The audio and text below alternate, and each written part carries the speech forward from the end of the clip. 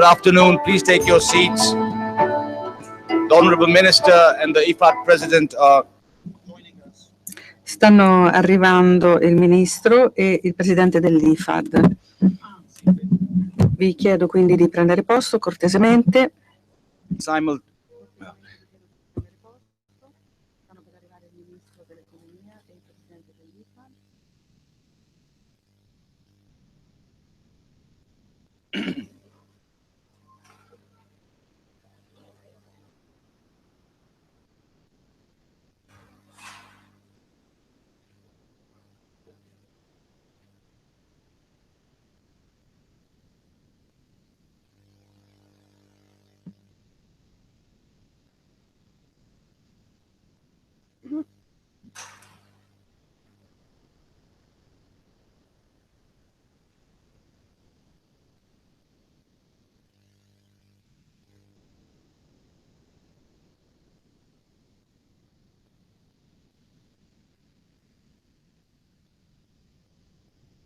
Buon pomeriggio. Good afternoon.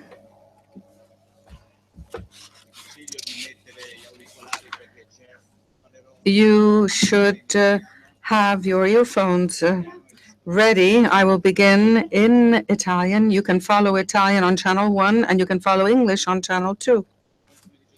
Again, good afternoon, everyone. Professor Piercarlo Padoan, Minister of Economy and Finance, Your Excellency, Mr. Canaio Felix Nuance, President of the International Fund for Agricultural Development, ambassadors, representatives of the different nations, Professor Eric Maskin, Professor at Harvard University, Nobel Laureate for Economics, distinguished speakers, ladies and gentlemen, welcome to the conference organized by IFAD and the Ministry of Economy and Finance of the Italian Republic in collaboration with the Brookings Institution and the University of Warwick. The title of the conference is Investing in Inclusive Rural Transformation, Innovative Approaches in Financing.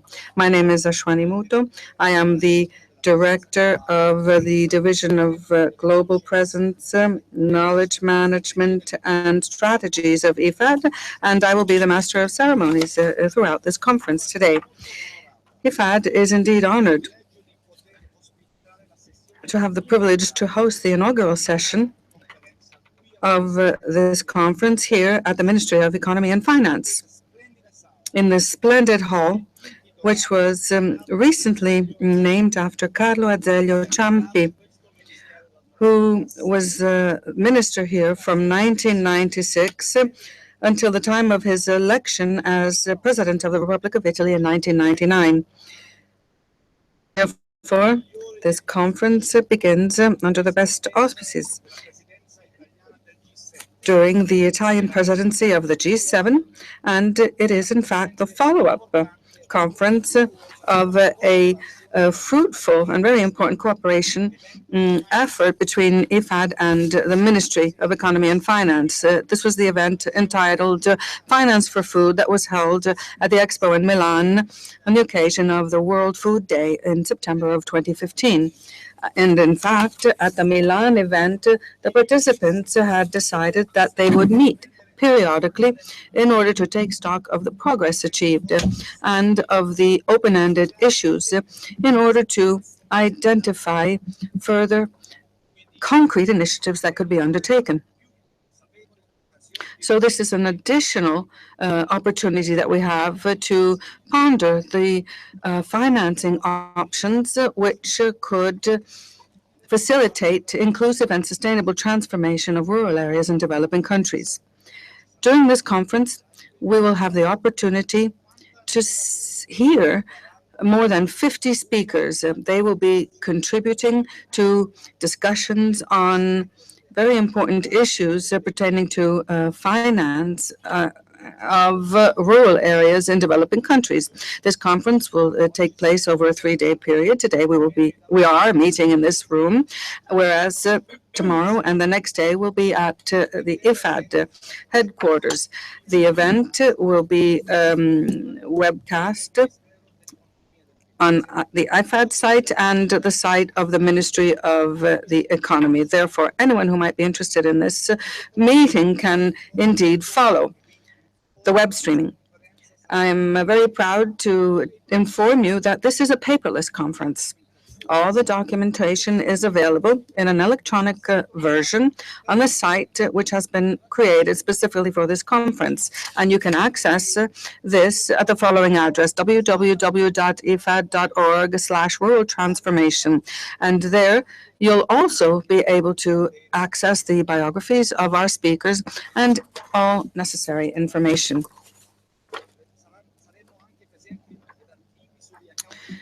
We will also be operating the official IFAD and ministry accounts on the different social media platforms, and therefore we would encourage you to use the hashtag for Twitter, hashtag rural transformation, and this is for those of you who are following us through the social media platforms.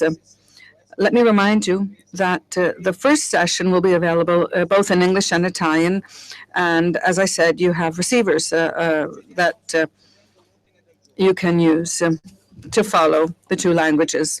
And now let's move on to our agenda. I am indeed honored to be able to invite to the lectern, the Ministry of Economy and Finance, Professor Pier Carlo Padoan. He will be delivering his welcome. Minister, the floor is yours. Dear guests, it is a pleasure to host you here today for this conference organized jointly with IFAD, an institution very dear to us, as dear as FAO and the World Food Programme, the other two organizations of the UN Agriculture Hub in Rome. We care about IFAD also because the Italian Treasury is actively involved in its governance and one of the main contributors to the fund. Let me welcome President Canaio Nwanze for the International Fund for Agricultural Development, and Professor Eric Musket, with whom I warmly thank for accepting our invitation. We left 1 year ago at Expo 2015 Conference on Finance for Food in Milan with a promise to follow up on this important theme and deliver concrete proposals. We have reconvened today not only to deepen the debate, but more importantly to advance concrete action. In particular, to launch of a multi-stakeholder forum gathering together the myriad of actors and initiatives that today address smallholder agricultural finance. This network will create a space for the sharing of best practices and knowledge among a diverse membership, as well as for promoting policy alignment and dialogue on creating more enabling environments for smallholder agricultural finance. This is an important step, and it will be hopefully conducive to more ambitious ones. The network will also serve as a single global hub for new initiatives and more operational partnerships for inclusive finance. The framework for smallholder agricultural finance could be one of these partnerships. IFAD has a unique mandate to invest in smallholder farmers and rural micro and small enterprises, and it has the vision and the expertise to lead in developing a dedicated facility for finance of smallholder organizations and rural SMEs.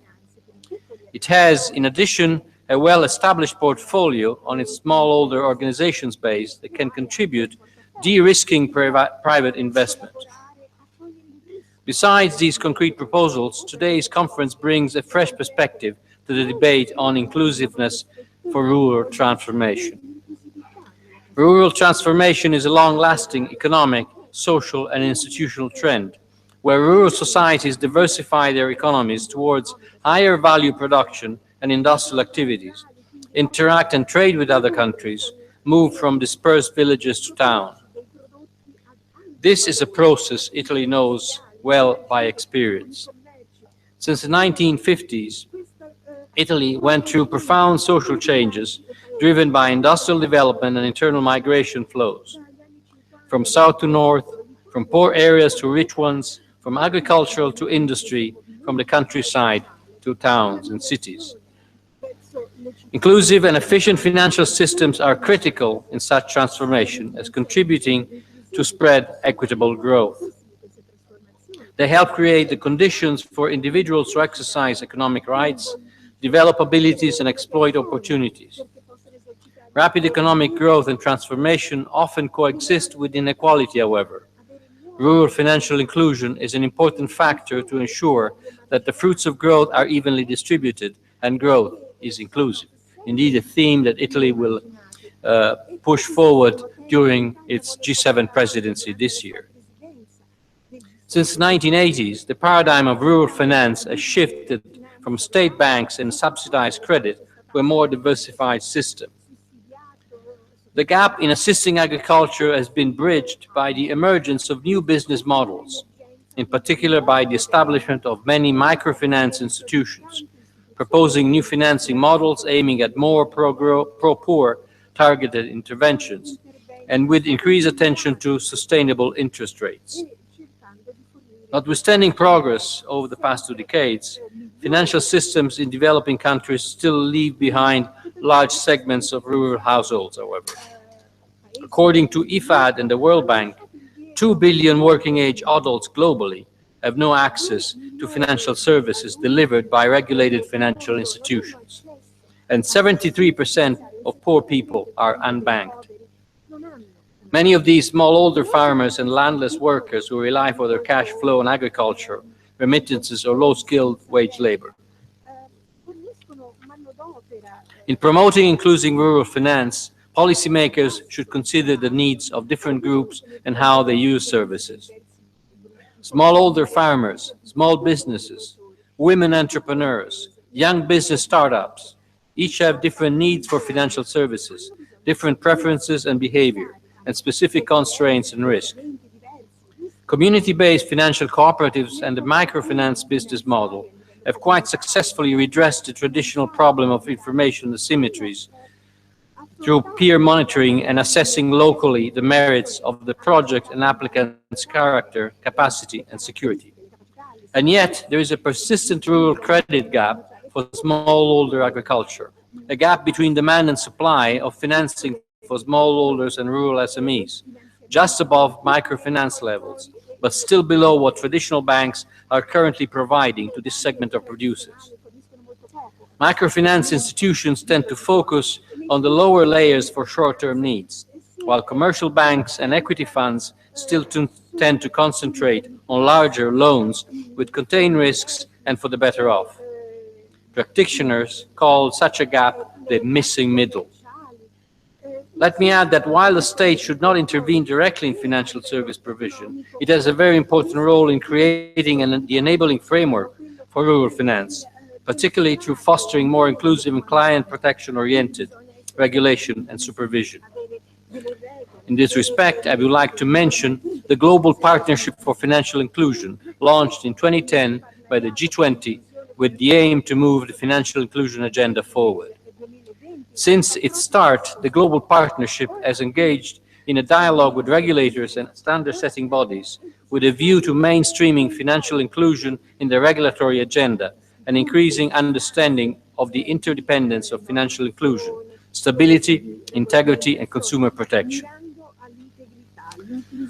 Ladies and gentlemen, let me conclude by mentioning 2 experiences that Italian history can offer to other countries in the area of rural finance. First, the experience of saving banks and cooperative institutions. Savings and cooperative banks can offer a viable alternative to the traditional banking system, reliable but unable to reach small farmers, and microcredit schemes not always financially viable. Second, Confidi, that is, collective loan guarantee funds characterized by the screening of the loan applications by incentivized members of small business associations. Such a guarantee scheme, in many respects, has anticipated and pioneered the microfinance concept, based on the scrutiny of peers. Collective loan guarantee funds still operate in Italy. They have substantially helped SMEs, including in agriculture, to address severe liquidity constraints during the recent crisis. So there is always something to learn from good practices. Let me finish here and thank you all once again for being here, and I wish you a very successful conference.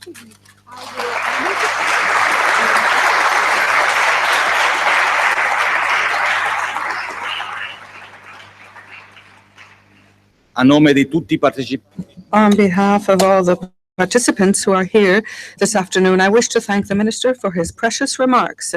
And with his words, he has underscored the importance of the issues that are being tackled in this conference, as well as the many years of cooperation between Italy and IFAD. And I'm sure that his words will be an inspiration for the upcoming speeches. To introduce the president of IFAD, Dr. Kanayo Felix Nwanze, who has been at the head of the institution, providing intellectual and inspiring leadership and management of the organization since April 2009. Before taking over as president of IFAD, Dr. Nwanze was also the vice president of IFAD for 2 years. Dr. Nwanze, you have the floor.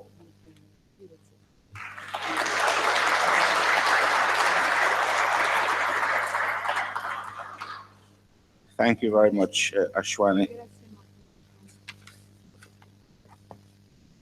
Excellencies, esteemed colleagues, ladies and gentlemen, I warmly welcome you to this inaugural session of the Conference on Investing in Inclusive Rural Transformation. I would like to extend particular thanks to Professor Maskin, who has flown in from Boston to be with us today, and to all of you who have taken the time and made efforts to participate in this conference. Most importantly, on behalf of IFAD, I would also like to express our gratitude to the Italian government, our host today, a long-term partner in development, and in particular to Minister Pier Carlo Padoan. It was Italy that put food security and agricultural development back at the top of the development agenda during the L'Aquila G8 summit in 2009. It was Italy that co-hosted the Multilateral Development Bank meeting on finance for food at Expo Milan in 2015. And of course, it is Italy that will continue to push the agenda forward during its presidency of the G7 this year. IFAD is co-hosting this event because we believe those of you gathered here today and those who will join us tomorrow share our deep commitment to eliminating poverty and hunger and ensuring that the Sustainable Development Goals, SDGs, are met. The need is urgent.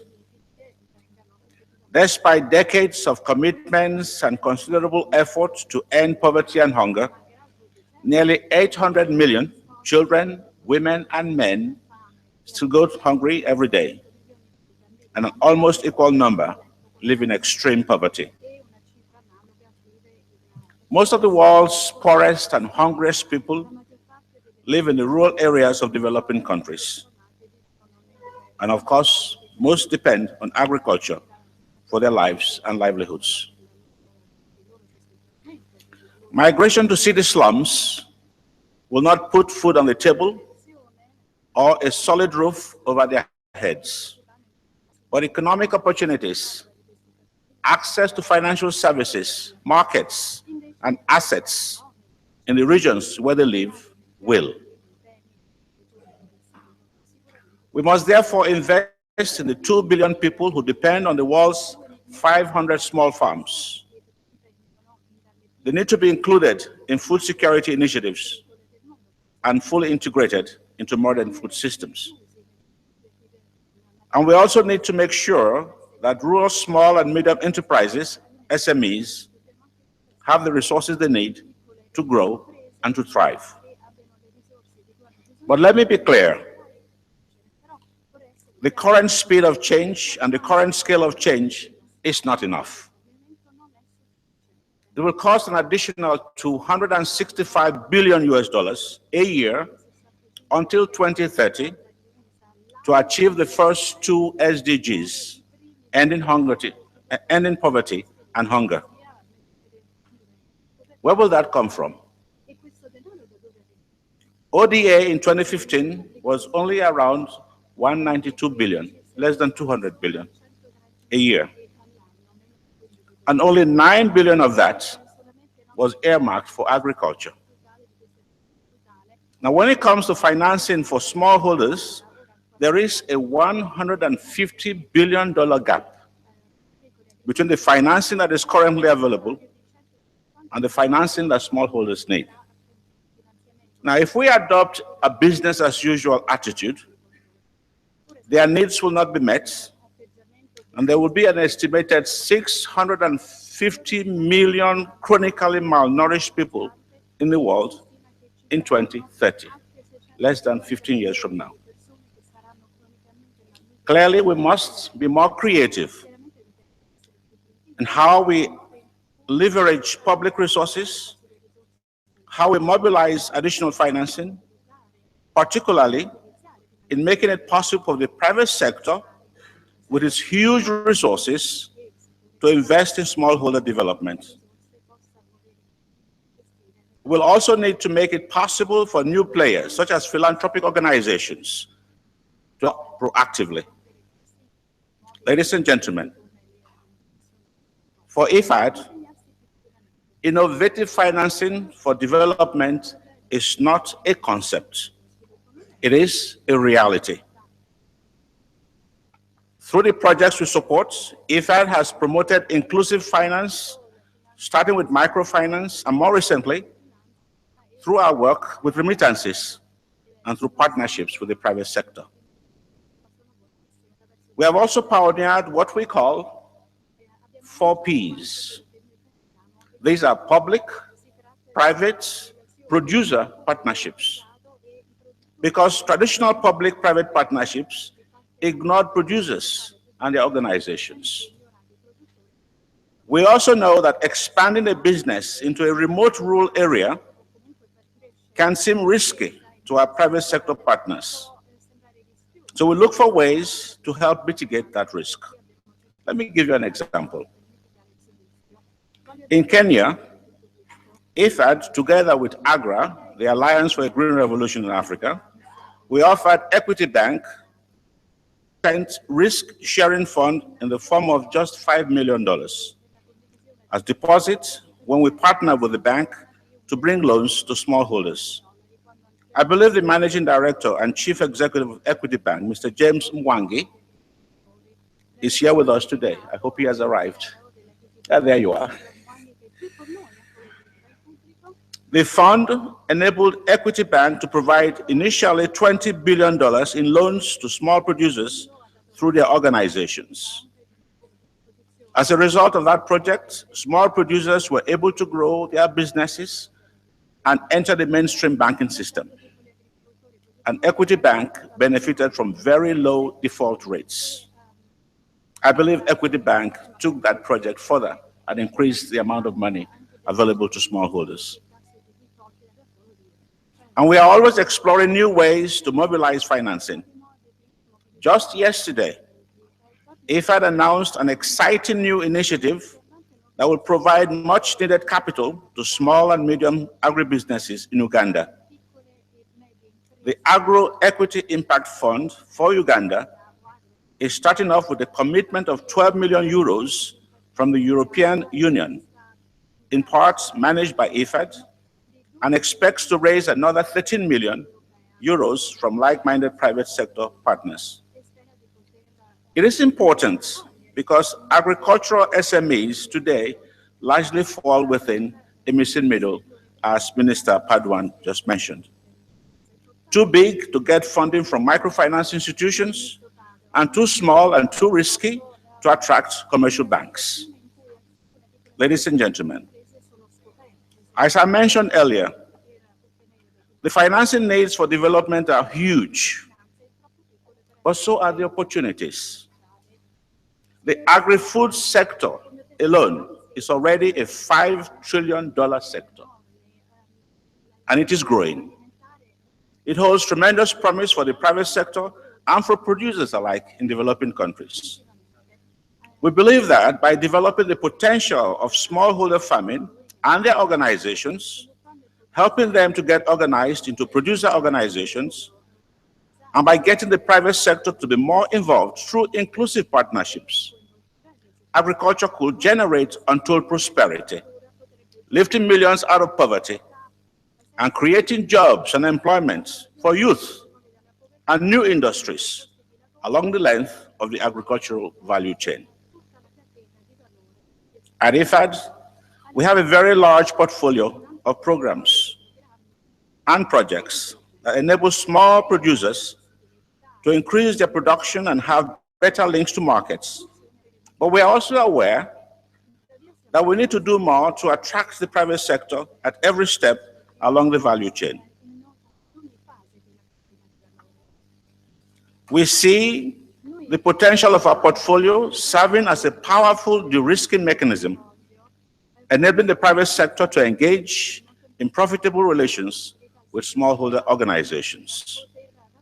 And towards this end, IFAD is ready to partner with the private sector, governments, philanthropic organizations to develop innovative mechanisms to scale up and deepen private sector engagement with smallholder producers and their organizations. And just this afternoon, we convened close to 25 organizations that are committed to exploring how a new network can better drive smart finance for smallholders and rural SMEs. With their support and that of the government of Italy, we plan to announce the formation of a smallholder agriculture finance and investment network, SAFIN. SAFIN will serve as a multi-stakeholder forum, deepening knowledge and strengthening the position of smallholder finance and investment on the global development agenda. Ladies and gentlemen, let me conclude. IFAD is convening this conference because we know and we believe that when we work in partnership, when our efforts are united and not fragmented, we get the best results. I hope that today's discussions will result in collaboration across many sectors. Together, in partnership, we can share knowledge and build on promising innovations in finance and bring them to smallholders and small rural enterprises. To confess, I'm excited. I'm excited about the next few days and hope that you share in this excitement. I very much look forward to seeing concrete outcomes from our deliberations and interactions. Once more, Minister Padwan, thank you for hosting this event. Thank you very much.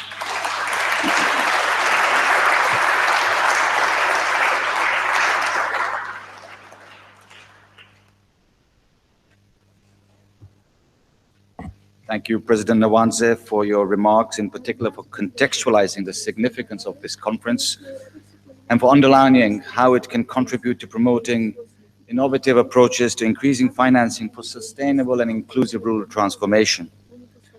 I now have the pleasure of introducing our keynote speaker, Professor Eric Maskin, who is the Adams University Professor at Harvard University. Professor Maskin was awarded the 2007 Nobel Prize in Economics for having laid the foundations of mechanism design theory. In particular, he developed what is known as implementation theory, a theory for achieving particular social or economic goals. He has also made significant contributions to game theory, contract theory, social choice theory, political economy, and other areas of economics. Professor Maskins, you have the floor.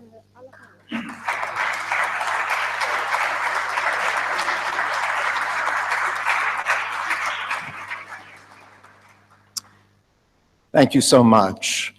I'd like to begin by saying what an honor it is for me to be able to participate in this important conference. And I would like to thank IFAD and the Ministry for Economics and Finance for letting me into your conference and letting me participate. I thought that today I would tell you about a topic that I've been working on in my own research. And that is the connection between globalization and inequality in emerging economies. I don't have to tell you that we've been living in an era of amazing globalization. Over the last 20 years, there has been a tremendous increase in trade of goods and services across international boundaries. But another feature of this globalization is that the production process itself has been internationalized. And this is a point that I will be coming back to very soon. Why has this globalization occurred? Well, there are several reasons. First, a decline in transport costs, but perhaps even more important, a decline in communication costs. It's now possible to organize an international company by communicating with people on the other side of the globe almost costlessly. And then finally, we've removed trade barriers. The European Union, as an example of a successful economic cooperation. Of course, it's much more than just an economic cooperative. In Southeast Asia, we have ASEAN, and in North America, we have NAFTA. All of these organizations have contributed to globalization. Now, globalization has brought with it many promises. Its proponents have told us that globalization would bring prosperity to emerging economies. On this score, it has actually been a tremendous success. We have only to look at the examples of China and India to see how far globalization can take a country in just the span of 25 or 30 years. But globalization has also made another promise to reduce the gap between the haves and the have-nots in emerging economies. And that's a promise which sadly has not been delivered on. In fact, in many emerging economies, and China and India are again perhaps the leading examples, just the opposite has happened. We have seen an increase in inequality. And it's usually those people living in rural areas, especially those working in agriculture, who have been left behind by globalization. Now, of course, these days, inequality is a topic. It's big in Europe. Brexit had much to do with inequality. The election of Donald Trump in the United States had much to do with inequality. The rise of Marine Le Pen in France. But my concern today, as I've already suggested, is not with inequality in rich countries, important though that is, but inequality in emerging economies. Now, why does inequality matter so much in emerging economies? Well, perhaps I don't need to convince this audience on that point, but let me just make a couple of remarks. First, there's a moral argument against inequality. We believe that all people should be treated equally, which doesn't necessarily mean that they will all end up equally rich, but does mean that huge variations in opportunity, in economic opportunity, are morally repugnant. But even if we don't accept this moral argument, we may be interested in the eradication of poverty. But poverty is very closely tied to inequality. If we fight poverty, we are also fighting economic inequality. So simply from the standpoint of poverty eradication, we should care about inequality.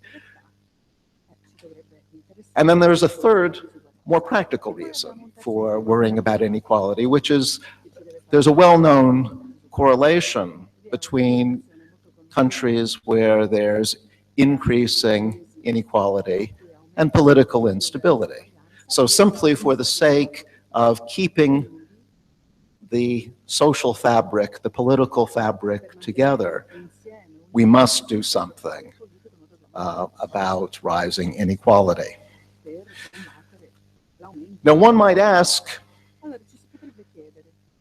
should we be surprised that the recent globalization has led to rising inequality in emerging economies? Is the fact that agricultural workers in particular are getting left behind something that was unanticipated? Well, interestingly, the answer to that question is yes, because the theory of comparative advantage, which is probably the best established theory within economics and goes back 200 years, predicts just the opposite. David Ricardo, who was the first to propose the theory of comparative advantage, erected a theory which has been enormously successful in explaining international trade patterns and in all previous globalizations. And I should point out that this is by no means the first globalization the world has experienced. Comparative advantage theory predicted correctly that free trade would reduce inequality in emerging economies.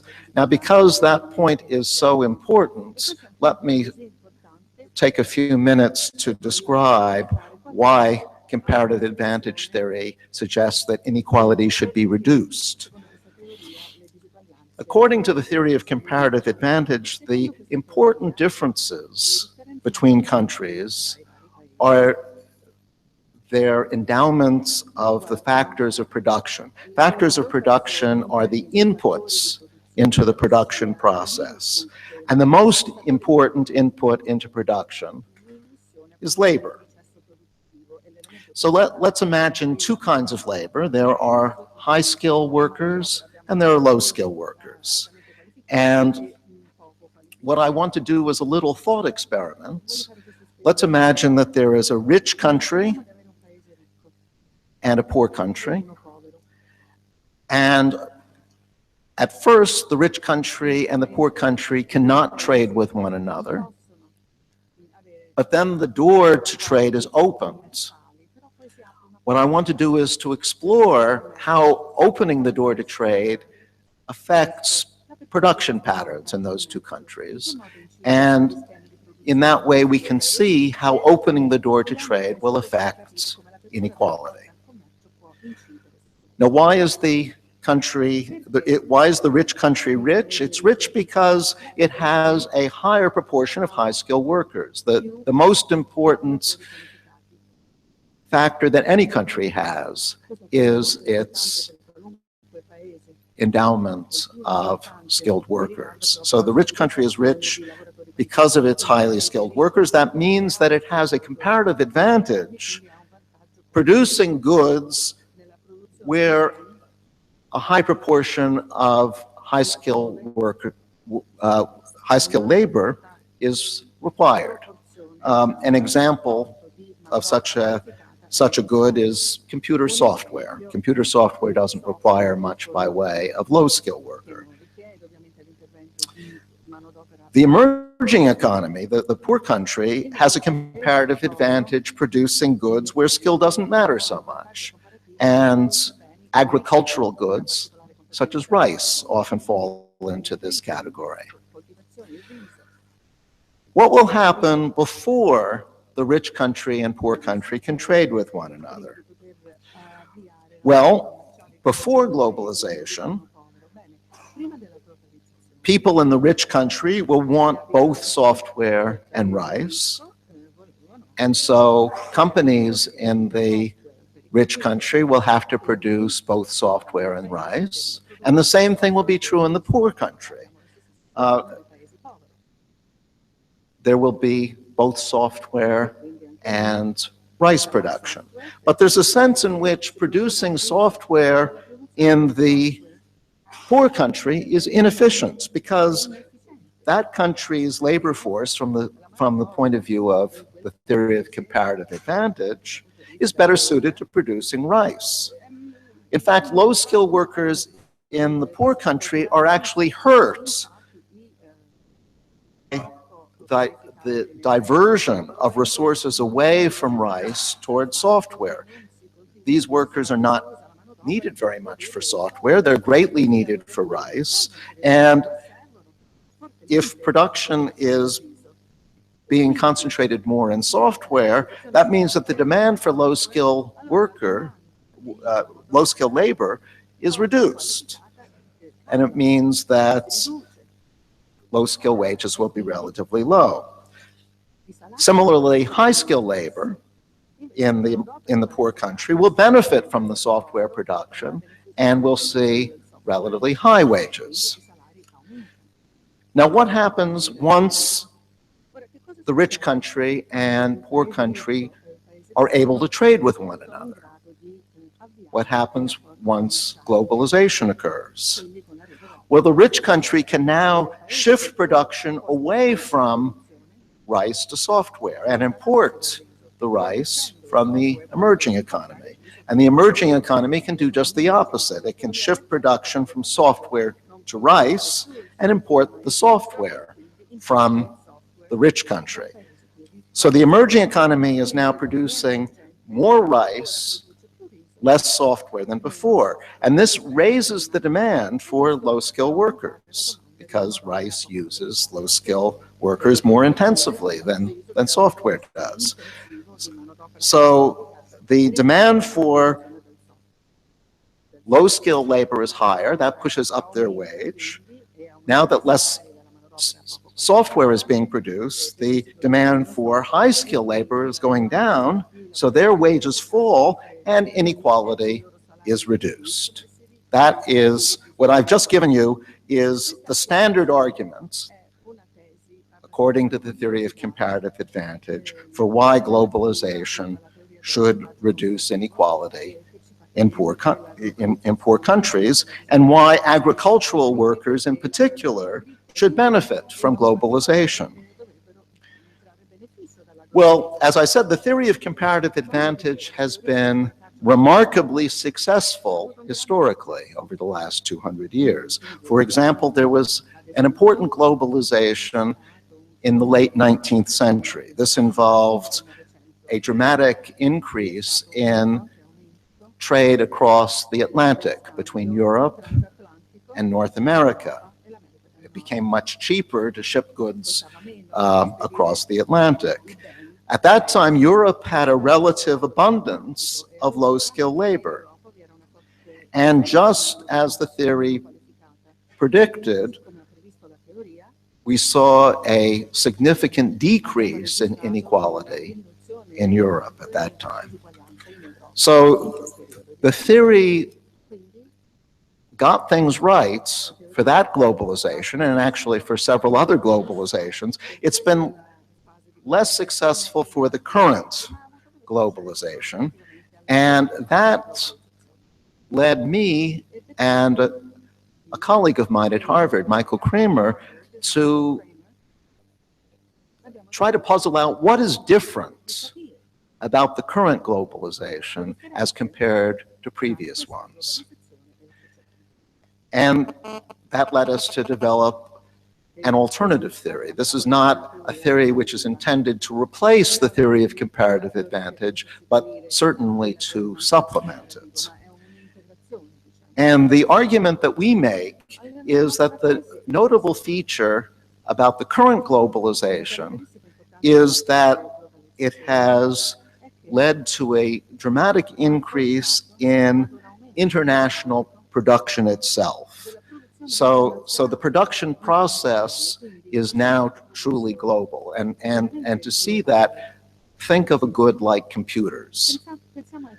Computers may be designed in the US and programmed in Europe and assembled in China. So the very process of putting a computer together involves coordination across international boundaries.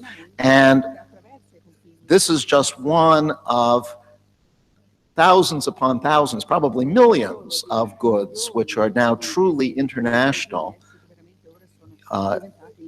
in their production process. Now,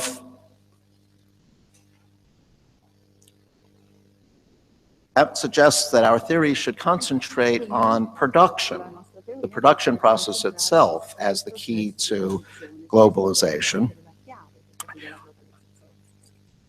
In our view, you should think of a company as a production process as consisting of different tasks.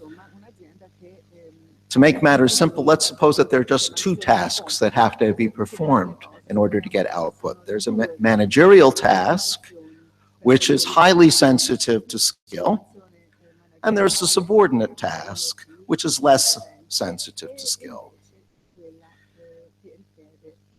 We get outputs when we put people in these different tasks. When we put a manager in the managerial task and a subordinate in the subordinate task. And the amount of output that we get will depend on the skill levels of the people occupying those jobs. We want the person in the managerial task to be someone of higher skill than the person in the subordinate task, but we don't want the difference between the skill levels to be too big. Otherwise, the high skill of the manager is just going to go to waste. So how does this kind of thinking apply to the sort of two-country example that I was talking about before? Let's once again imagine that there's a rich country and a poor country. And once again, the rich country is rich because it has workers of higher skill.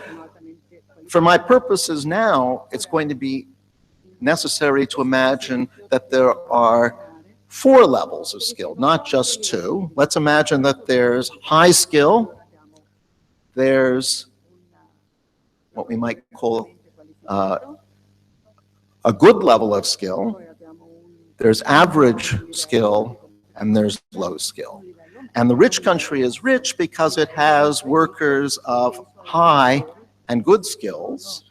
The poor country is poor because it has workers mostly of average and low skill.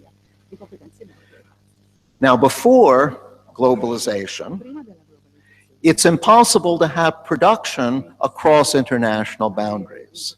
So that means that in the rich country, we'll have the high-skill workers being matched with the workers of good skill level. And in the poor country, we'll have the workers of average skill being matched with the low-skill workers. So the average skill people will be in the managerial position, the low-skill people will be in the subordinate position.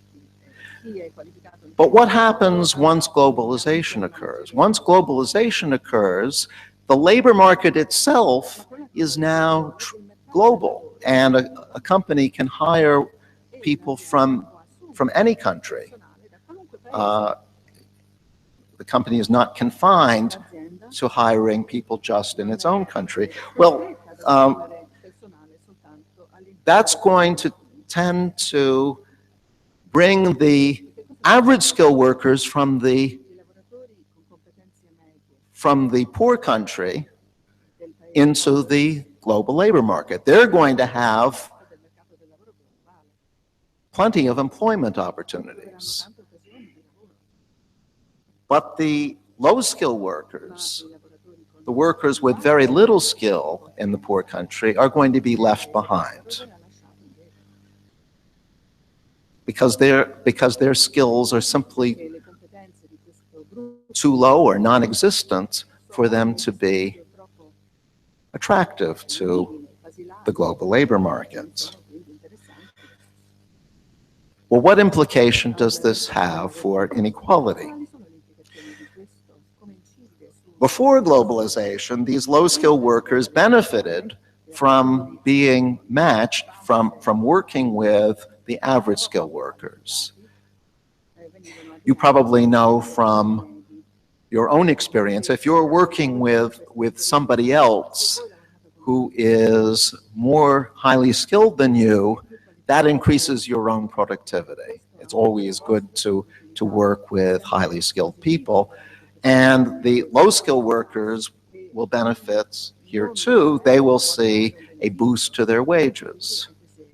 But after globalization, when the average skilled workers have these new opportunities and the low-skilled workers are left to themselves, the low-skilled workers will see a decline in their productivity and therefore a decline, or at least a stagnation, of their wages. So low-skilled workers will decline or at best stay the same.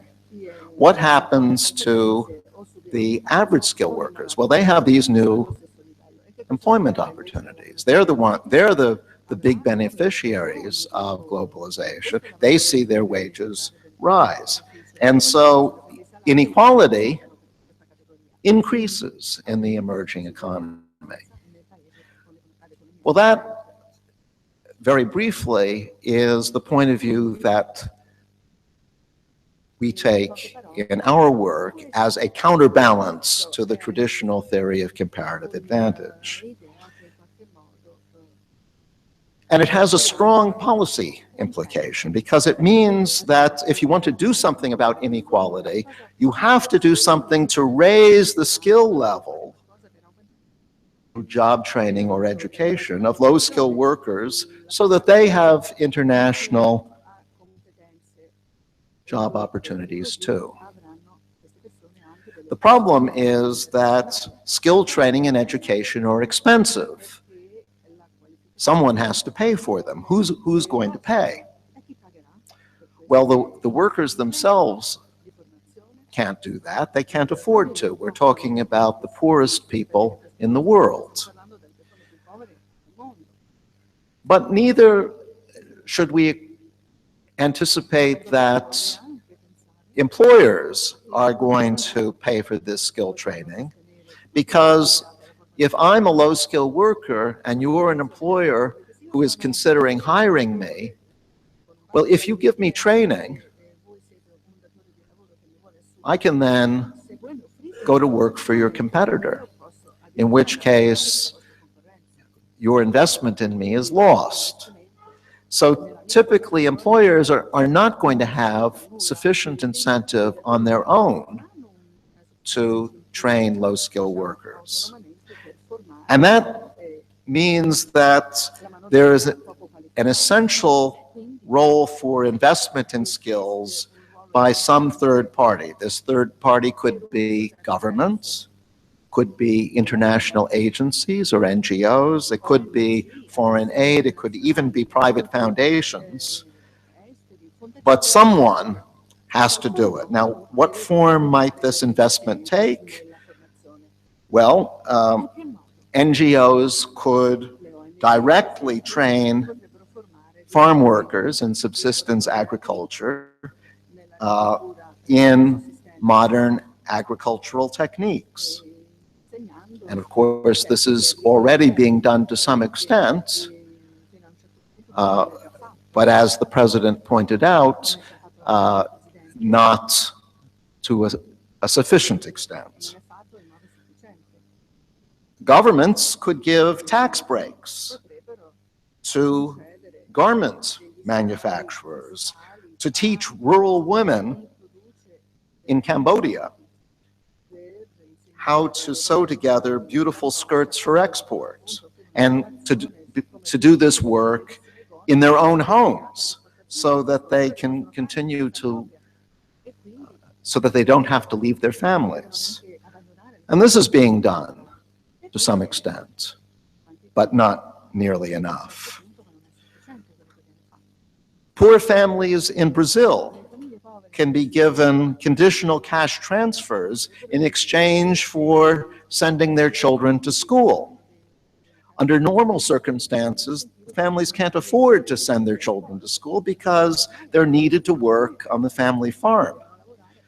The transfers free the family up to allow the children to go to school, and the schooling enables the children to learn skills that ultimately can lift them and their families out of poverty.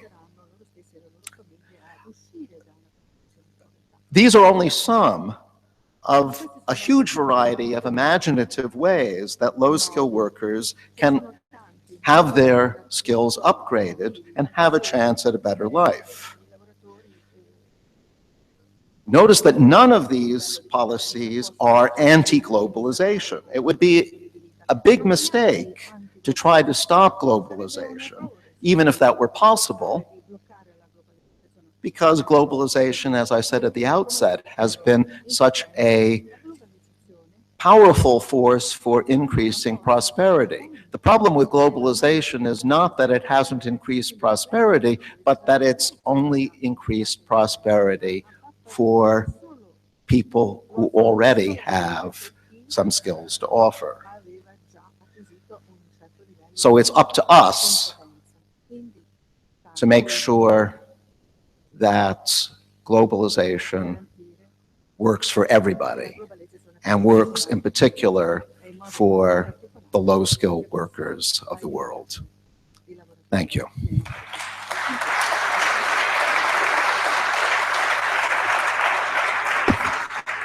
Thank you, Professor Maskin,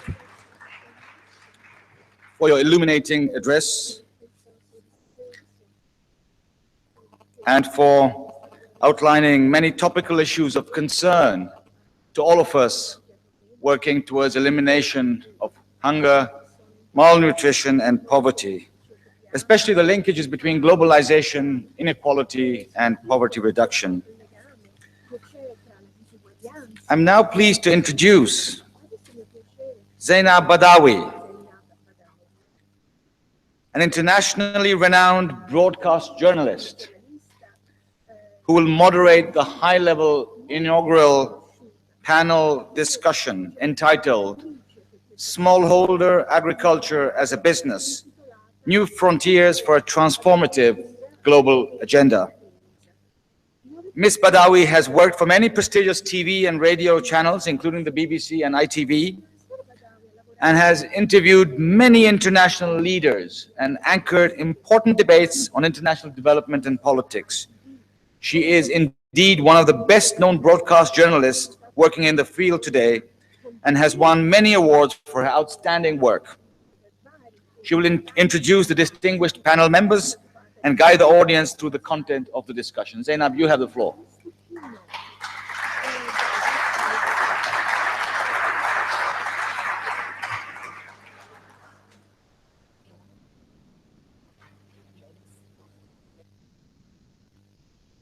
you remember where you were sitting?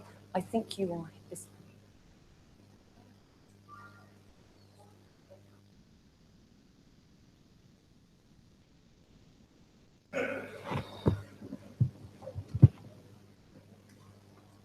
Good evening, everybody. Any ministers, well, thank you to Minister Padoan and President Nwanze and Professor Maskin for kicking off this evening. And thank you to our colleagues at the ministry here for providing us with this small, cozy corner for our deliberations. Panel, you're going to have to make sure that what you say is very interesting so people don't start looking up at this beautiful ceiling. Isn't it gorgeous? Absolutely wonderful. I've chaired many events like this, but rarely, oh, hello, President Nwanze, I did thank you.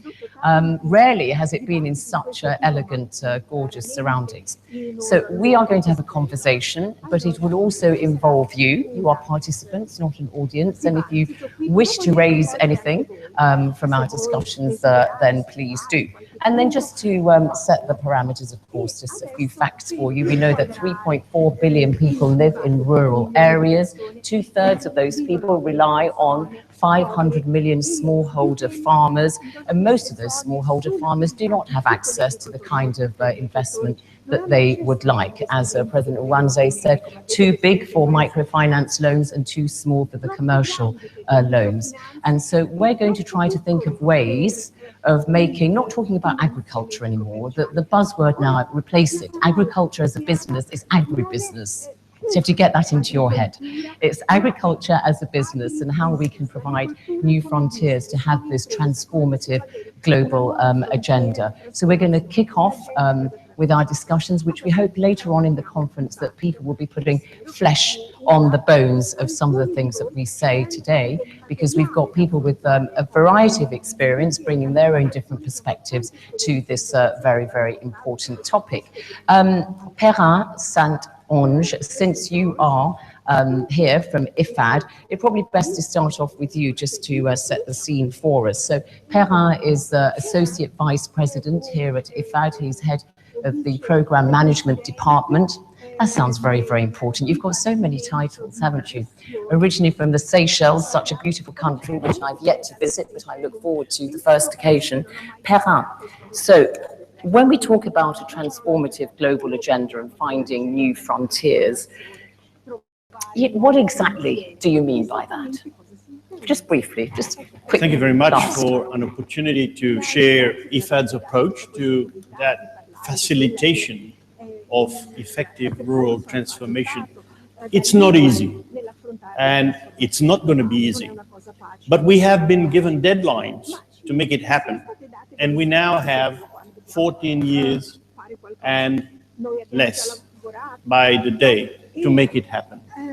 It is going to happen by having concrete actions, which was talked about in the earlier presentation. But to make what happen? Are you going to provide us with a brief kind of utopia of what you would like to see? None of this, none of that, and so on. And then we're going to work out how we get to utopia? The happening is that there has to be effective transformation gain ground in the rural space. What we have been told also is that we have to leave no one behind. So we have to take the concrete actions through the projects that we have been financing, scale them up so we get more results and impact. We have to do it faster. We have to do it with others. We can't work alone. This was also talked about. But we have to introduce more and smarter way of doing business than we have done in the past, because the speed of take-up of the changes in the rural space has been far too slow. All right, okay, you said you've got to do it with partners. You've got a very nice partner sitting next to you there, because Hina Rabbani Khan, you are a former Minister of Finance and Economic Affairs and also a former Minister of Foreign Affairs in your native Pakistan. You're from the People's Party, which of course, sadly for you, lost the election in 2013. You are also an economist by training. I saw you taking notes when Professor Maskin was speaking. And businesswoman, and you have very deep roots with the countryside because your family, going back many generations, have worked on the land. So you are really, in a sense here, the voice of government. So government has got to provide the enabling environment. You can't just start saying, bring in the private sector. We'll come to you in a moment. The private sector, you've got to have an enabling environment. You've got to make sure that the institutions are robust, that you've got the regulatory frameworks in place, that you have proper, laws governing all the things that you want to do. So just please give us a brief outline, and then again, we'll put the detail in later as to what government can do. Sure, I think that's a very good starting place, and pleasure to be able to do that. Now, clearly, the world presents an interesting set of problems in pretty much every area. But here in the rural sector or in the agriculture sector, I think the world has fallen short of being able to deliver in a way which is almost unique. And I say this because typically, you see, if you were to believe Adam Smith and there was a demand for a certain thing, certain entities, institutions, from any sector will come up and meet that demand, right? In the agriculture sector, that has not been happening. The president just told us in his remarks that about $150 billion of financial services would be required and are not being catered for. Another sort of study tells you that that number is as much as $400 billion. And it is not being catered for. This is just one area, financial services.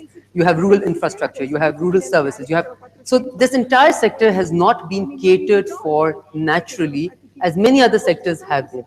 The question we need to ask... Can I ask you why you think that is? Yeah, that's exactly what I'm now coming to.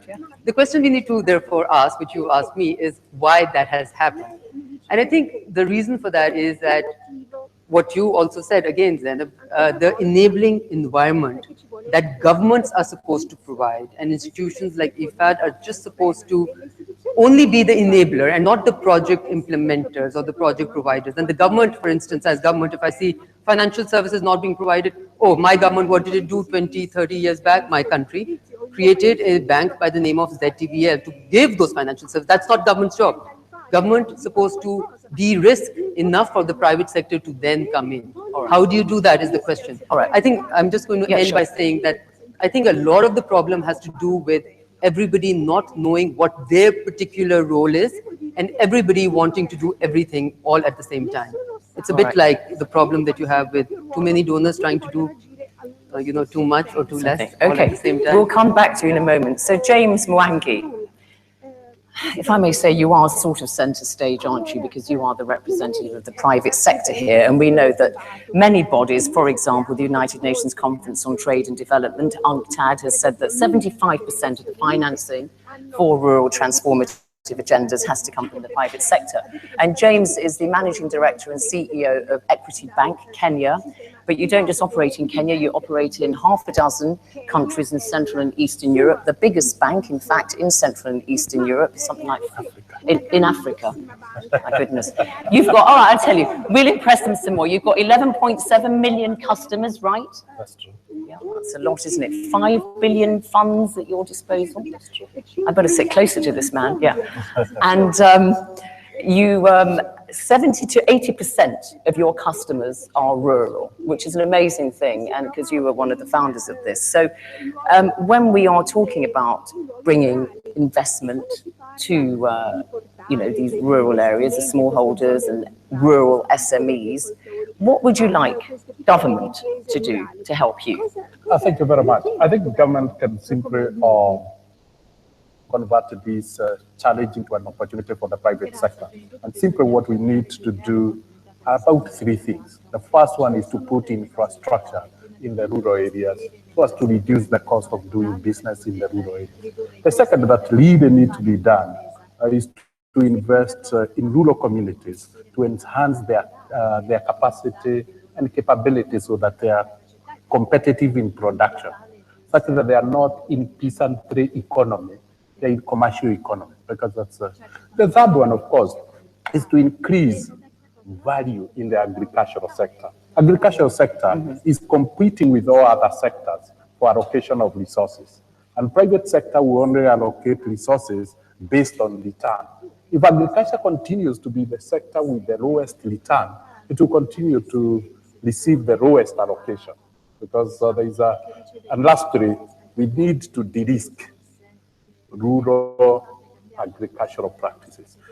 Particularly in sub-Saharan Africa, the dependence on rain-fed agriculture means that, for instance, banks, they don't deal with the credit risk. Sure. They deal with the production risk. So you have to de-risk, you can use that word, Absolutely. The production risk. Absolutely. Rather than just de-risk. Okay, thank you. We'll come back to you in a moment. Esther Panunia.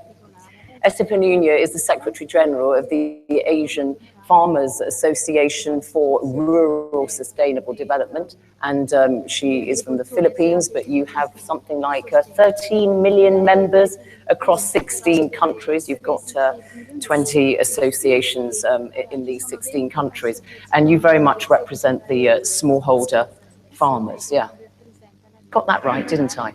So Esther, what are smallholder farmers themselves doing to innovate? And do you feel that you are part of this debate, because as President Nwanze said, you can't just have institutions and governments and the private sector dictating the terms. You, representing the smallholder farmers, must make sure that you are very much part of that debate when you are trying to, carve out innovative approaches to this topic. Yes, as the saying goes, it should be nothing about us without us. If we are talking about smallholder farmers, we are talking about their situation, we are talking about what is best for them. Isn't it that we should talk first with the farmers, because they know their realities, they know their limitations, they will know their potentials, and they know what can work. In AFA, our members are doing a lot of initiatives, and these are done with like-minded partners. We have savings and credit groups. We have cooperatives at various levels, local level, national level, and even regional cooperatives. We engage our governments in the enactment of policies and programs that will benefit us, give us rights to our lands, our waters, our forests, our seeds, give us tech policies that will promote sustainable, resilient agroecologies. I was very inspired by what the minister from Italy has said about agro-industrialization. In Asia, we are small-scale farmers, maybe an average of 1 to 2 hectares of land, and we do integrated farming. Maybe 2 hectares, we have crops, we have goats, we have cows, we have fish, like that. So what we have to do is to cluster ourselves, for example, in one village, so that all rice farmers can come together, all those who harvest fish from the fish ponds come together, and then we can do like bulk selling and bulk strengthen them. So we need to have a mindset for entrepreneurship. Okay. For many years, we have been so passive, dependent, but we have to have this mindset, and like what our keynote speaker said, this mindset can be changed. This entrepreneurship mindset can be set by training, by going to areas where there are successful We'll come back to visits. that in a moment, because I know that's also a topic you're interested in, James. Thank you very much indeed for that, Esther. The need for innovative thinking also from the smallholder farmers themselves. Carlo Petrini is the founder of the International Slow Food Movement, and he founded it in the 80s with some other activists. And Carlo, I mean, you know the International Slow Food Movement. It tries to kind of, connect what you eat on your plate, the consumer, with the producer, and what's good for the planet, and maintaining culture and that kind of thing. Is that about right, how you describe the International Slow Food Movement? And it's now active in, I don't know, about 150 countries, I think, now. So do you see, what kind of voice would you like to bring to this kind of debate? And perhaps also, is there a place for the consumer? Because you are very involved also with bringing the producer and the local consumer together. And Carlo is going to speak in Italian. And for those such as myself who are linguistically challenged when it comes to Italian, I recommend you wear these. Thank you.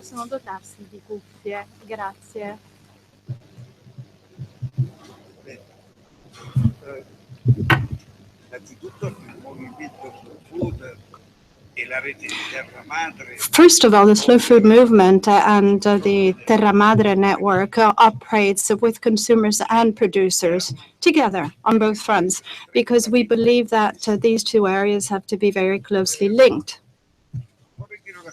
I'd like to specify something. What is it that we're talking about today? Well, we are talking about 500 million small enterprises that are agricultural firms that account for 98% of all global farms. These 500 million entities, shall we say, produce 70% of the food that we eat. About the ownership of these firms, if we look at the land that they own, well, here, estimates are somewhat contradictory because some people estimate that 30% is what they own, 30% of arable land, and some own as much as 50%. But the essence is that 500 million small farms feed 70% of human beings on this planet. Now, in great summary, if you were to ask me what's the most serious problem affecting these 500 million firms, or farms, I should say. And here I'd like to stress that Italian producers are part of these 500 million farms. Not only people from the south of the world, but people from the north as well. Even in Italy, in this country of ours, and Minister Padoan is well aware of this, we have situations of total abandonment of the countryside. People are desperate because of one reason, which is a common denominator, really, the real reason. These people are just unable to have or to obtain a fair price for the food that they produce. They practice virtuous practices, if you like. They devote themselves to agroecology. They grow organic food. They work incessantly in desperate situations to foster biodiversity, to retain biodiversity in the most remote of areas. Then when they show up in markets with the produce that they so carefully produce, they obtain nothing. That is a real problem, the value that people are willing to pay for their food. Food no longer has any value. It only has a price attached to it, it seems. And the Nobel laureate here knows the difference between value and price, of course. When you don't have value, then how can you actually restore dignity to a person? How can people face up to the rest of the world with dignity? Now, to do this, there are two distinctive features that we need to look at. To attribute value to anything, you need narration, you need information. You need to get a message across, which might be, for example, that a certain breed of animal or a certain egg product like eggplant has a value, and as such it needs to have a fair price. The second point I'd like to make is the distribution network. And our friends from the US know this full well, those of you who are here, because when at the beginning of the 80s, all over the US, there were perhaps only 40 or 50 farmers markets, and now there are 12,000 of them. So what these farmers realized at that time is that they needed to go beyond, they needed to bypass the intermediaries in order to get fair price for their food. So this is the real problem. We need to attribute the right value to food. If we give food the right value, then we'll be able to create space for resources, and resources can restore dignity. I'll get there. Just one more thing, and let me just say one more thing. We're talking about inclusive financing, and I'd like to launch an appeal, especially to IFAD. I know that our president will leave us, and please pass this message on to the new one, will you? If we talk about inclusiveness, then we need to consider choices that are embraced, like by institutions like IFAD and FAO and the World Food Program and our ministries for agriculture. You see, the time has come for farmers to be part of the decision-making process and not leave them out, so that institutions, though they might be enlightened, of course, make a concession, and they give resources to the farmers who are worth nothing. But they need to be absolutely and actively involved for two reasons. First of all, because they have a lot to say to prevent mistakes from being made, and secondly, because of social control and democratic scrutiny over these institutions, because they represent, they are why we're here.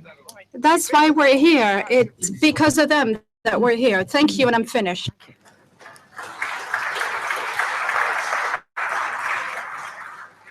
I hope you're not finished, Carlo, because, yeah, put those back on again. I said, I hope you're not finished because you'll have another opportunity to say something. So, all right. Yeah, good. Yeah, you're going to have another. Oh, no, not just yet. But you will. Yeah, you will. You will. In the interest of equity. See, yes, we shouldn't. We shouldn't feel anxious. As all of you did really, but let's just pick up one of the things that he said about, the value of the produce that the smallholder farmers are producing. And, we know, James, that there are many farmers who really do want to become much more commercial and get, access to financing and so on, and they produce and they have the great crops and so on and harvest. And then what happens? They can't store it anywhere to get it to the market. It's a similar problem in Asia. In India, for instance, half the crop goes rotting and so on. So when you are talking about innovative approaches to inclusive financing, is there a way that you could kind of have a mechanism whereby you can help farmers store what they've produced so they can get it to market? Are you doing anything like that?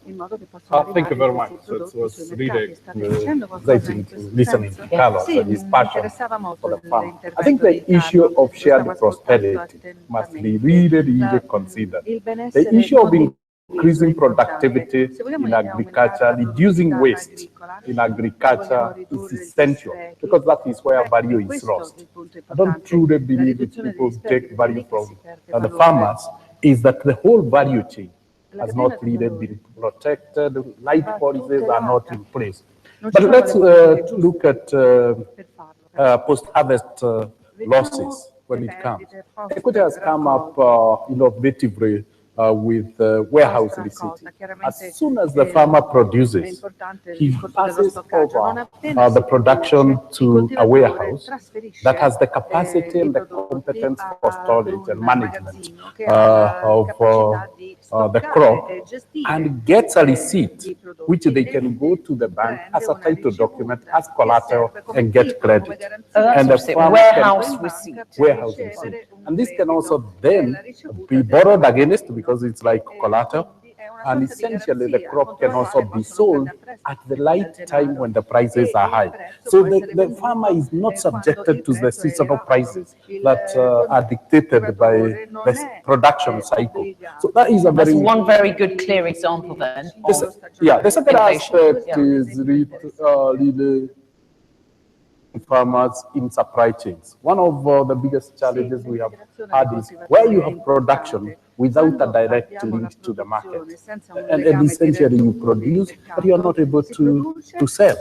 And if you are to sell, you are selling the wrong price because, as Carlos said, there is a middleman in taking advantage of the farmer. So that really innovative way of linking, creating a stable supply chain or value chain, let's call it the value chain, is really essential and can transform agriculture. But really needs to be supported by government policies.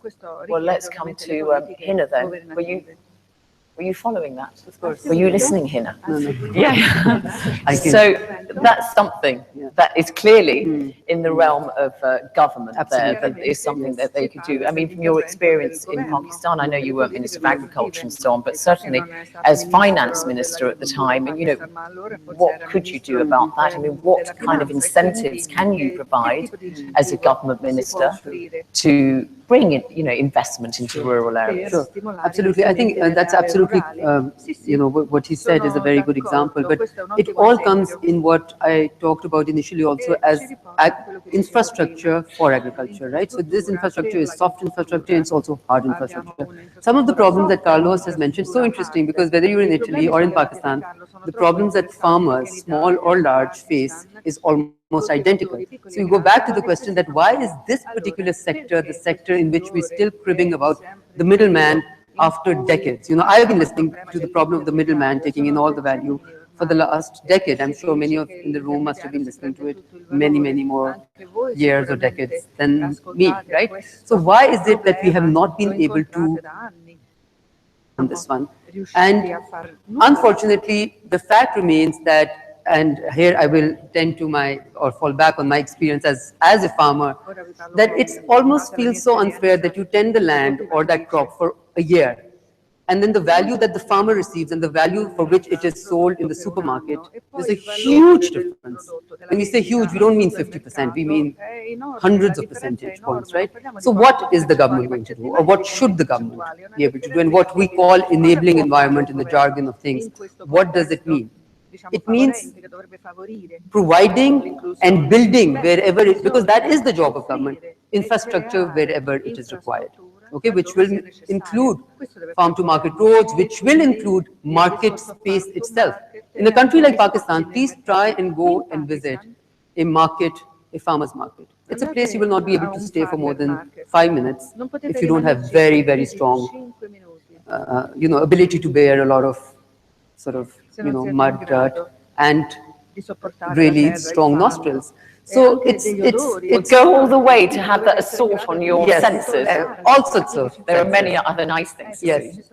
So governments in countries like mine have certainly failed to be able to deliver on that infrastructure fund. Because you do it in urban areas, but not in rural areas. You've got what, 50% of your population is still we actually have about 60% of the population which is still agrarian based and dependent on agriculture as their main source of income.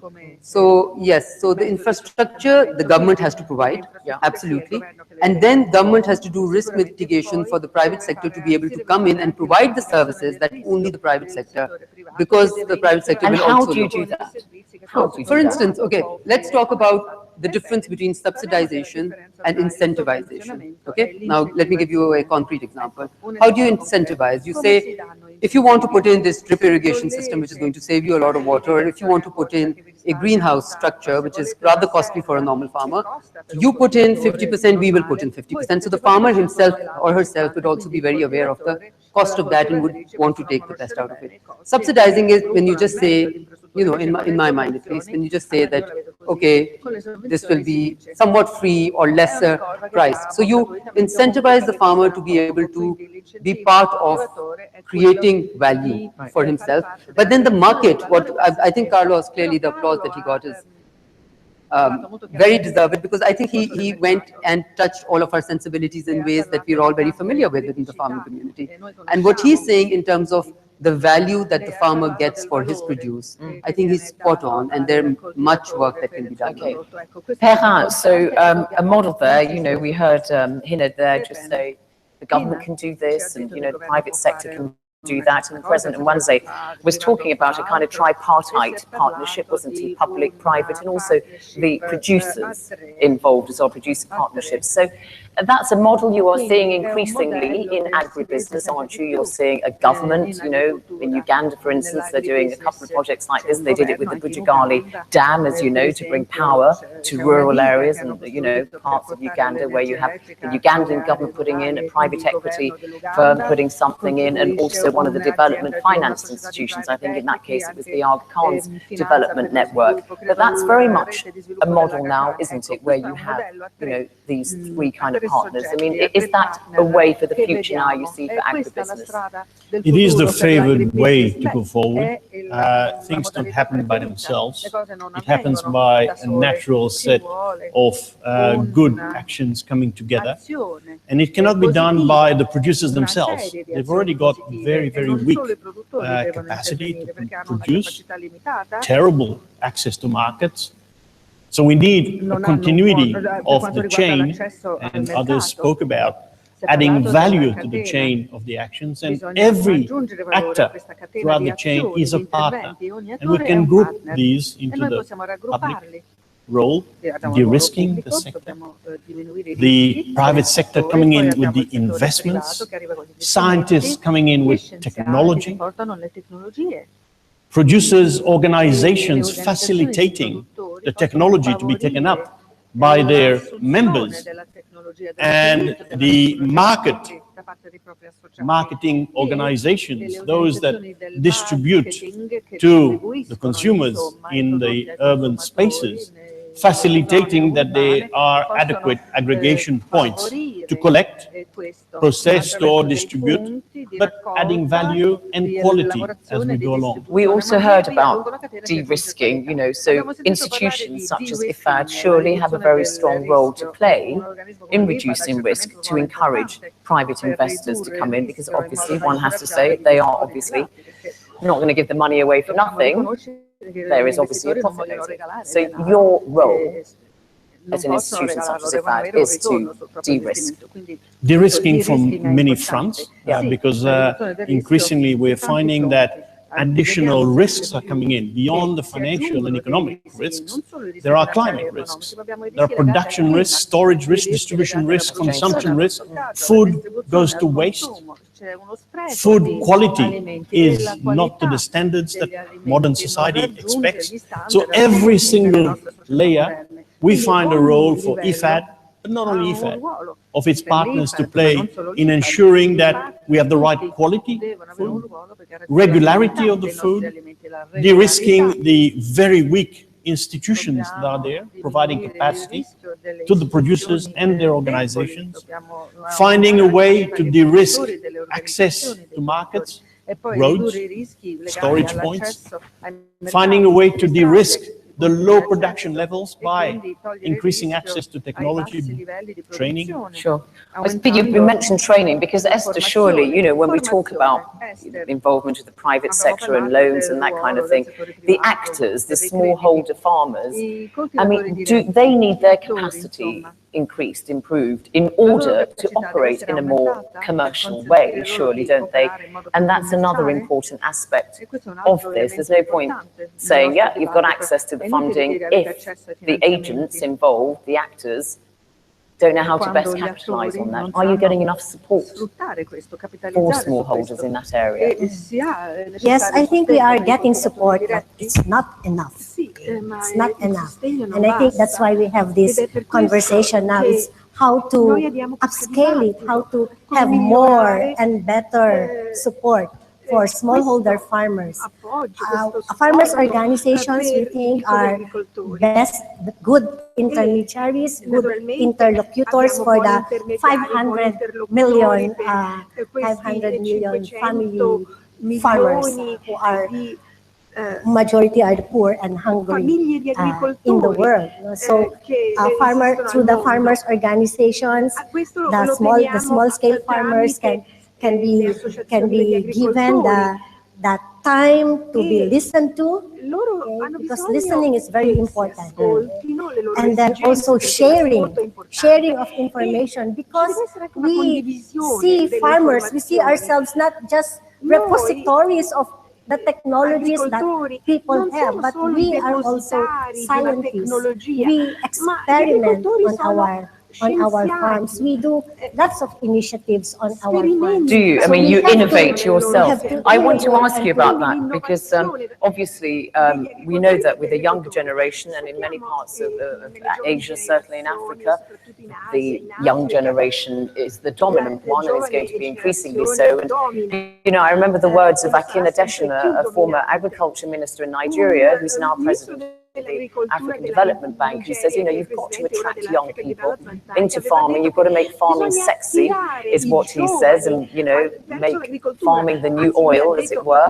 And, you know, young people don't want to be involved in the backbreaking activity of farming that they've seen the older generation involved in. So, again, that is part of this debate on innovation. Yes, the attracting the youth to agriculture is a basic issue. In AFA, we had national and regional consultations in 2014 as part of the celebration of the International Year of Family Farming. And we found out that the young farmer, that the youth, will go into farming if, one, you can show, they can see that farming will earn, that farming can support a decent life for their family. And second, that farming can give significance and meaning to their lives. So they're not like just robots, or they're not just like the employees who will be just be told what to do. So you need but they investment have- in technology Yes. as well to make farming attractive, so the practices and the methods Yes, are not going to alienate. So they say the young farmers must need lands because the parents are still working on the land, so they need lands. Second, they need to build capacities, and they are also interested in the food production and processing and adding value to the crops that they harvest Thank in the you. fields. Thank you. James, so are there any kind of financial instruments, use of equity funds or bonds or something, innovative ways of financing to have this, inclusive financial approach to investing in agrarian based economies?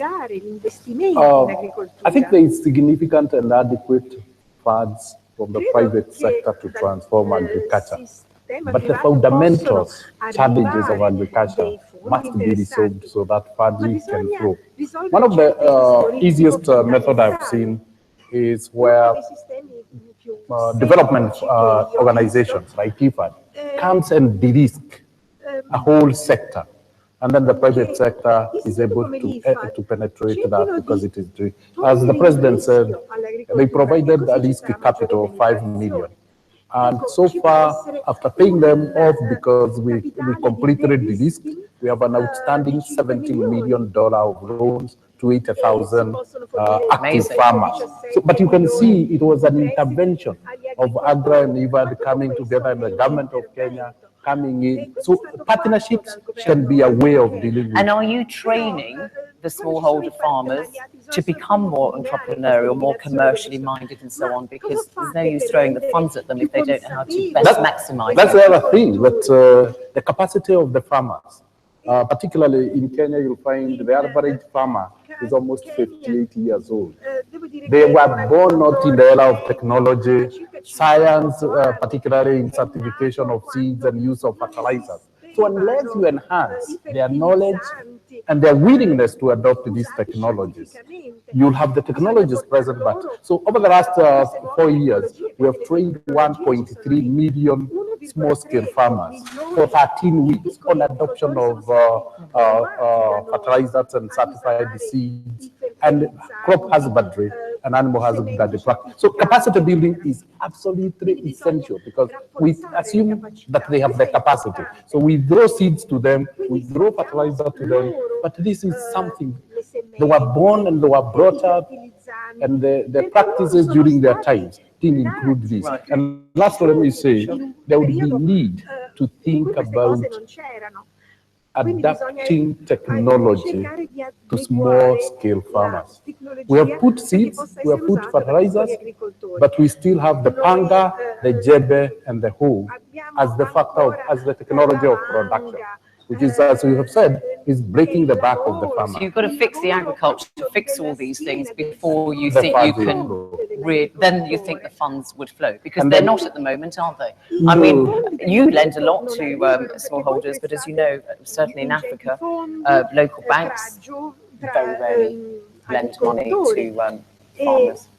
We do this because of huge partnerships. We are in partnership with, for instance, with IFAD, with AGRA, with World Food Program, with FAO, and all the other global organizations interested, and the Kenya government, and the Rwanda government, and the Uganda government. What do these governments do to encourage their banking systems, the banking systems in their countries, to lend money to smallholder farmers? I think the biggest contribution we have got is where extension officers are attached to the bank to do the capacity building, because that's what they are best at.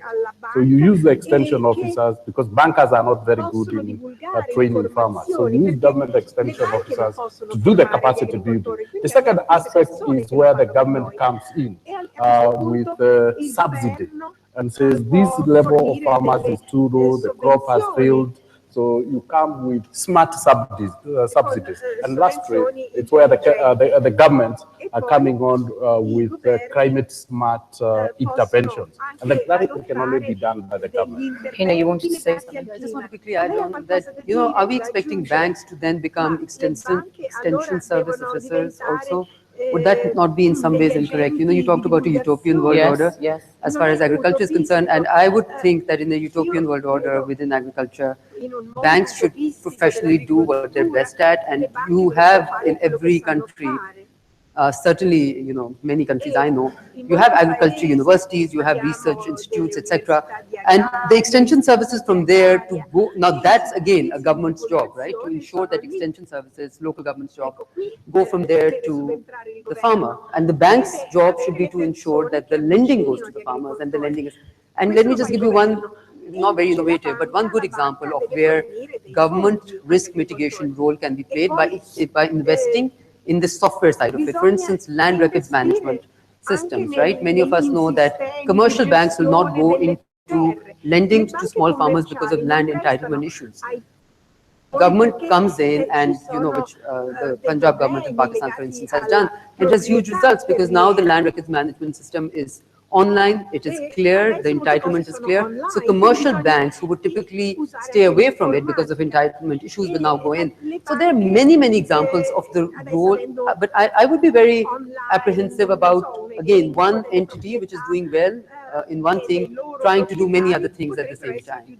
I would would want to remain comparative advantage, those who have niche in something to remain within that. And Okay, you raised, before we go to the floor, and just think of what you'd like to put to our panel. The microphones, one microphone on one side and one microphone on the other side.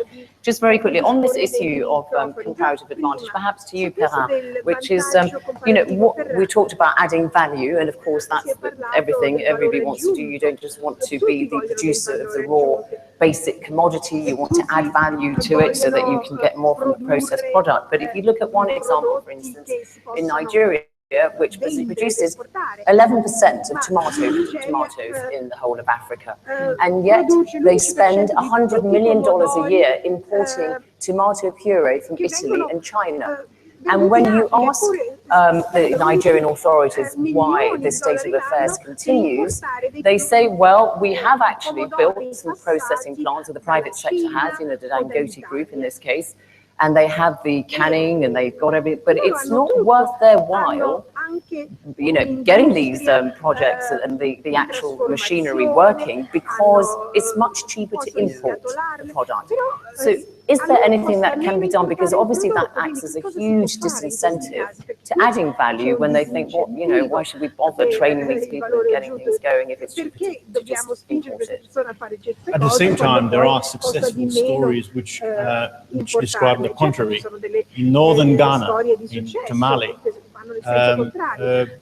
tomato processing factory was put up, and it didn't work because the smallholders who should have provided the tomato processing factory with tomatoes could not, from their field, take the tomatoes in a very competitive manner with comparative advantage, because it was not really accessible.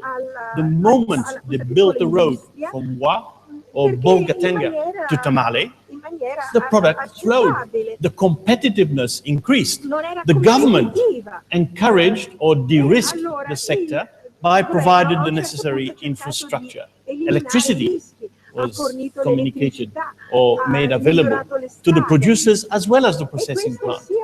The ports of Accra were far better organized and structured to receive imported products than the remote processing plant that struggled to get electricity, to get the necessary technical skills to come and facilitate the transformation. So what we're saying is that it is important to ensure that it is not only a processing plant, it is not only saying we will guarantee you the market, it is ensuring that the chains that facilitate the production, the storage, the distribution, the processing, and the packaging up to the point of consumption flows well. And there are bottlenecks. but the bottlenecks are far fewer than taking a plane from a capital city in Europe, flying it to the airport in the city, well organized. It flows, air conditioning, electricity, customs clear it, and it goes to the processing plant in a smart way. That's not going to be sustainable development. We have to facilitate the transformation of the rural areas to ensure that this sustainable development is anchored into the fabric of society. Even if the international economic system and trade and so on might be loaded against those producers in the south, you can still try. I saw a gentleman there, there, wanting to make a point, and somebody else there. So microphone there and there. And if you could introduce yourself and your organization, please, and probably helps if you stand, and we've got about... My name is Sodhi. I'm from India, represent dairy cooperative of 3.6 million farmers, Amul.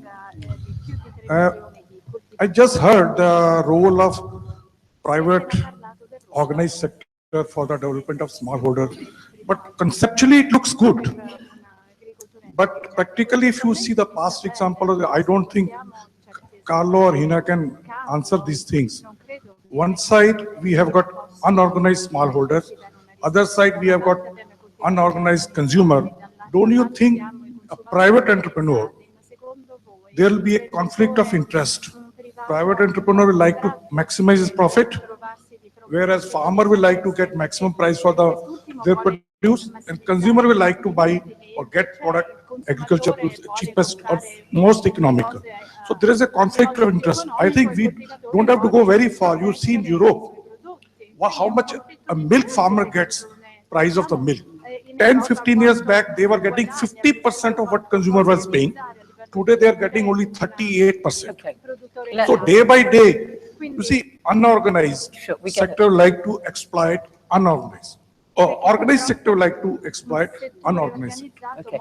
Carlo, maybe that's one for you, really, how you reconcile those, the needs of the private sector who are seeking profit, the producer wants to get a good price, and then the consumer who wants to eat at as low a price as possible, basically.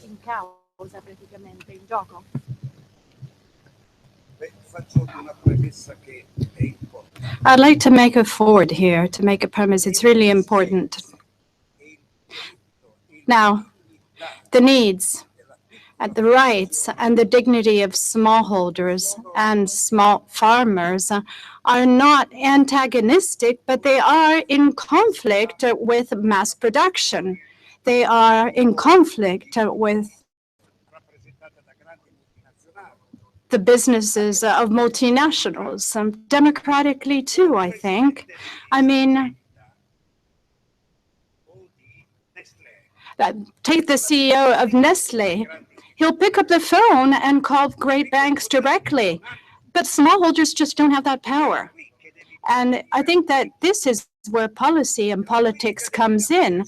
Policymakers, I think, have to operate on two fronts. The first front is that policymakers need to be aware of the fact that the best area to work on are consumers. So we need to provide consumers with information and education, not only from the south of the world, but consumers in the north of the world. In the north of the world, we need to know which products come from the south. We have to decolonize our concept and our conception that leads us to believe that much of the food in the south of the world was brought in by the savoir-faire of the Europeans. That's totally wrong. There's a driving force that comes from the south, and that is worthy of the same dignity. So we need to educate consumers. That's the first field we need to till. And the second, well, it's up to the policymakers. I'll just raise two important issues here so that we can restore value to produce. The first point is, well, perhaps the best thing that my beloved Europe has ever done. The most wonderful thing that Europe has created was the name or denomination of origin. When Europe states that a given product come from a given place and a given origin, immediately that product takes on value for those who work to make it, and it obtains dignity nationally and internationally. This is something that we need to further all over the world. In your Nigeria, why is it that you can't have people say that timber comes from that land and it has a value, and as soon as you speak out, immediately you'll help the market? The second point is well, policymakers and the choices that they need to make. I understand that, you know, in Pakistan, you can't go to the farmer's market because there's too much dust and mud. It's true, you're right. I mean, maybe sometime they'll do away with mud too, but while we wait for that to happen, there's a national market, i.e. schools, hospitals, places where people consume food collectively, and policymakers can vigorously stand up and say that in those areas people should eat and consume local products, because if a hospital and a school is located in a given area, then it should consume and eat products of small farmers, local farmers, not multinationals. So denomination of origin being one, and then local consumption. These are the two important points.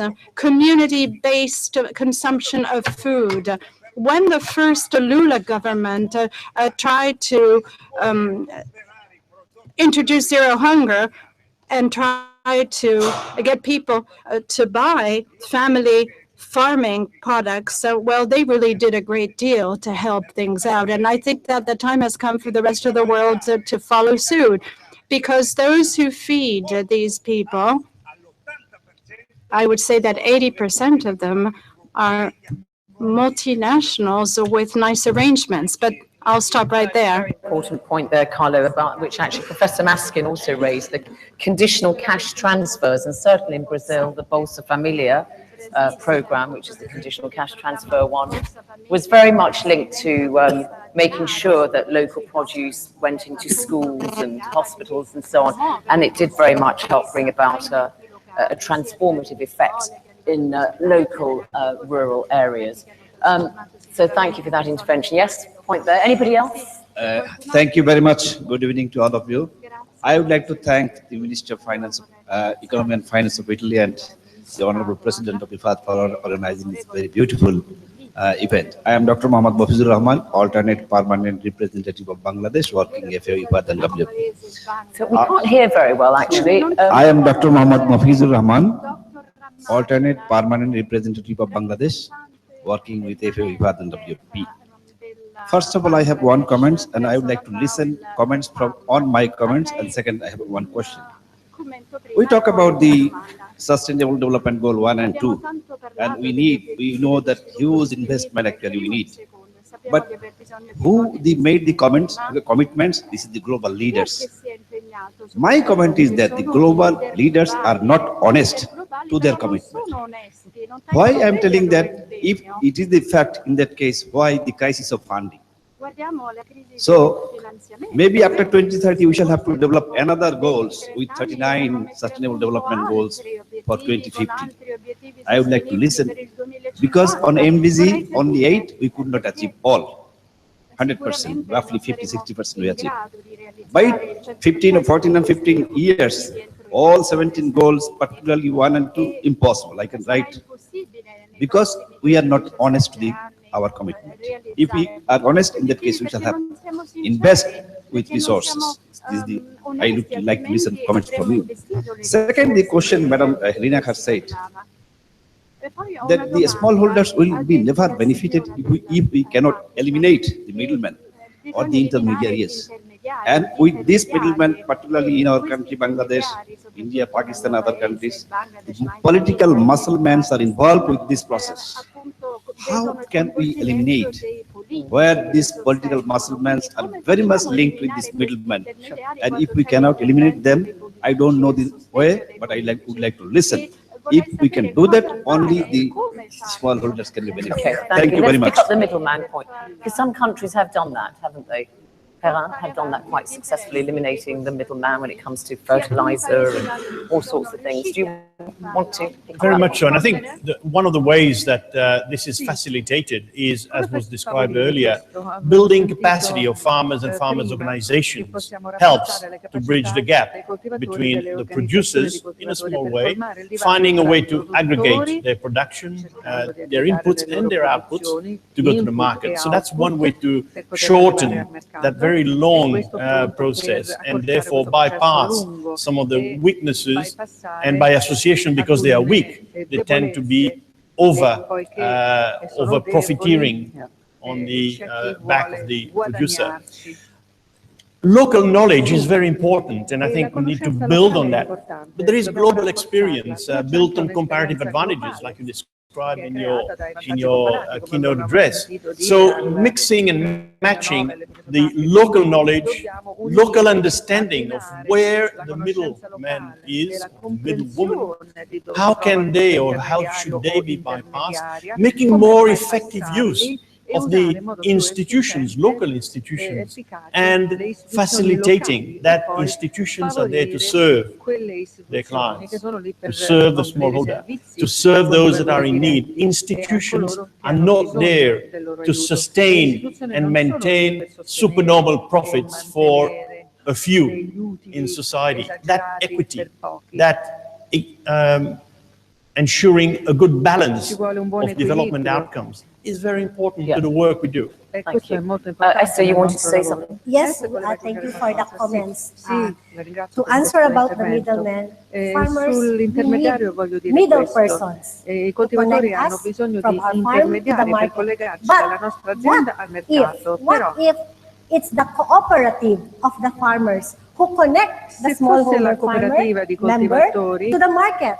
If it's a cooperative, the farmer will earn more because the cooperative, they own it, they get patronage fund, they have dividends from the earnings of the cooperative. So that is why we push in APA, we push and we for the building and strengthening of farmers cooperatives, because the cooperatives can be the intermediary, the interlocutor, they can have the initiative to do value addition, food processing, they can engage with their governments, if they are big enough, they can even ask soft loans from governments, they can partner with also development institutions. For the second comment on is it impossible? Maybe the SDG is an impossible dream, but I remember former UN Secretary General Ban Ki-moon said, in Korea, in one generation, we were able to